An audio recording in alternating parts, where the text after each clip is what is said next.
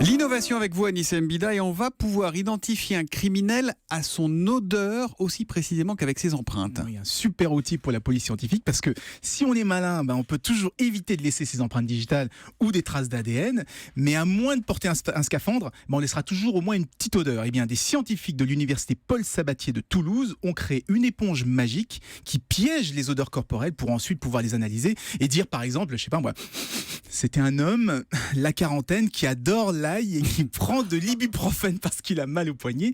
Suivez mon regard. Tout ça rien qu'avec, je dis non, j'adore pas l'ail.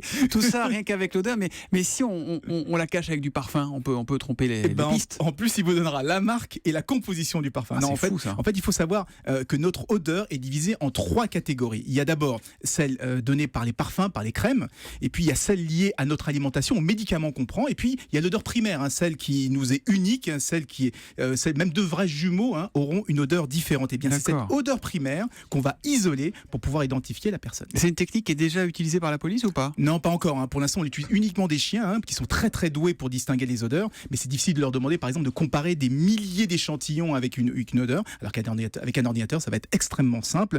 Donc l'odeur est bien partie pour devenir une empreinte génétique exactement comme l'ADN. J'imagine les prochains numéros d'Ondelat raconte dans quelques années avec Christophe Ondelat avec l'odeur, ça va donner. Christophe que vous retrouvez d'ailleurs à 13h15 pour Ondelat raconte sur Europe 1. Merci beaucoup Anissé.